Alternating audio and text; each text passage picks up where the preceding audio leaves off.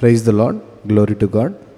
இன்றைக்கி நம்ம இந்த வீடியோவில் பார்க்க போகிறது பார்த்திங்கன்னா, போன தடவை அந்த ஆடியோ ஸ்டைலை ஸ்டுடியோ மூலமாக ஃபஸ்ட்டு ஸ்டெப்பில் நம்ம க்ரியேட் பண்ணுறதை பற்றி பார்த்தோம். அதை காட்டிலும் ஒரு ஈஸியான ஒரு சாஃப்ட்வேர் இருக்குது.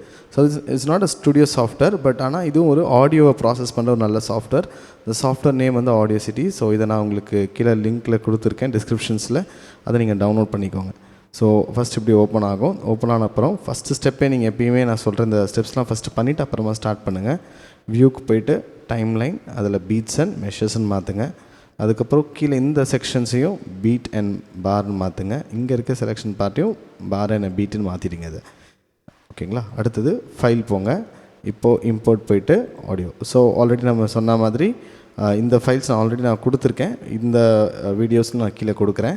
ஸோ குறிப்பிட்ட ஒவ்வொரு செக்ஷன்ஸ்க்கும் நம்ம ஆடியோ ஸ்டைல்ஸுக்கு நம்ம ஒரு லூப்பை நம்ம கரெக்டாக செலக்ட் பண்ணியிருக்கணும்.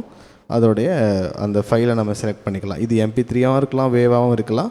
பட் மோஸ்ட்லி டெம்போஸ் இதில் கொடுத்துருப்பாங்க. ஸோ அதை செக் பண்ணிக்கிட்டு அதுக்கப்புறம் EQ பண்ணிக்கலாம் நம்ம இதில். ஓகே. ஸோ இப்போ இதில் உள்ளே வந்த உடனே பாருங்கள், இங்கே டெம்போ 140. ஸோ ஸ்டார்ட் ஆகும்பொழுது இங்கே 125 இருந்திருக்கும். இப்போ 140. ஏன்னா இந்த லூப் கரெக்டாக என்ன டெம்போன்றது அதுவே காமிக்குது நமக்கு. ஒரே ஒரு பார் தான். ஸோ கரெக்டாக ஒரு பார் முடிச்சு செகண்ட் பார்லேருந்து எம்டியாக இருக்குது இப்போ. ஸோ ஃபஸ்ட்டு இது நம்ம செக் பண்ணிக்கிறதுக்காக செலக்ட் Ctrl+A கொடுத்து ஃபுல்லாக செலக்ட் பண்ணிக்கோங்க. இங்கே லூப் இருக்குது பாருங்கள். லூப் கிளிக் பண்ணிவிட்டு ஸ்டார்ட் கொடுத்து பார்த்தீங்கன்னா ரைட். சரி, இப்போ இந்த பீட் வந்து நமக்கு இப்போ ப்ளே ஆகிறது உங்களுக்கு கேட்கும். சரிங்களா? ஸோ இந்த லூப் வந்து கரெக்டாக இருக்கா அப்படின்னு நம்மளால் செக் பண்ணிக்க முடியும். அதுக்கப்புறமா இதை நீங்கள் ஃபைல் போங்க, எக்ஸ்போர்ட் த ஆடியோ. எக்ஸ்போர்ட் ஆடியோ போங்க. அதில் இப்போ நம்ம பண்ணியிருக்கோம், அதுமாதிரி ஒரு செக்ஷன் நீங்கள் பண்ணணும். ஸோ இதில் ஸ்டெரியோ கொடுங்க. இங்கே வேவ்ஸில் வந்து வேவ்ஸ் மைக்ரோசாஃப்ட் கொடுங்க. இங்கே ஸ்டெரியோ இங்கே 44.1 kHz, தட் இஸ் 44100 Hz போட்டுக்கோங்க. 16 பீட் கொடுத்துட்டு எக்ஸ்போர்ட் கொடுங்க.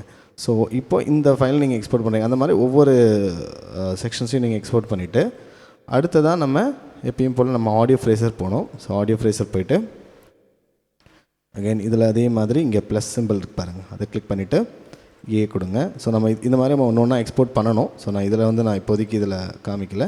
ஓகே. இப்போ இங்கே மேனுவல், மோஸ்ட்லி நீங்கள் மேனுவல் செலக்ட் பண்ணிக்கோங்க. நம்மளே டைரெக்ஷன் கரெக்டாக பண்ணிக்க முடியும். ஏன்னா ஒரு பார் டெம்போ நம்ம எவ்வளோன்றது நமக்கு தெரியும். கரெக்டாக கொடுத்துக்கலாம். 140 அது கொடுத்துட்டு அதுக்கப்புறமா இதே மாதிரி ஒரு செக்ஷன்ஸ் பண்ணுங்கள். ஃபில் ஏலேருந்து பிரேக் மட்டும் கண்டிப்பாக ஒரு பார் தான் தரணும். மீதி எல்லாத்துக்குமே 32 பார்ஸ் அவைலபிலிட்டி இருக்குது. சரிங்களா? மற்றது எதுவாக நீங்கள் 32 பார் பண்ண முடியும். பட் அந்த ஃபில் மட்டும் பார்த்துக்கோங்க. அடுத்தது எக்ஸ்போர்ட் ஆஸ் ஆடியோ ஸ்டைல் இருக்குங்களா, இங்கே கொடுங்க. கொடுத்துட்டு ஃபைல் நேம் போட்டு நான் ஆல்ரெடி சேவ் பண்ண மாதிரி நீங்களும் உங்களுக்கு ஏற்ற மாதிரியான அந்த நேமிங் போட்டு நீங்கள் அந்த ஃபைலை சேவ் பண்ணிக்கோங்க. அவ்வளோதான். இதுக்கப்புறம் ஸ்டைலில் போய் எடிட்டிங் பண்ணுறதுன்றது தனியாக உங்களுடைய கீபோர்டில் வச்சு நீங்கள் பண்ண முடியும். சரிங்களா? தேங்க்யூ.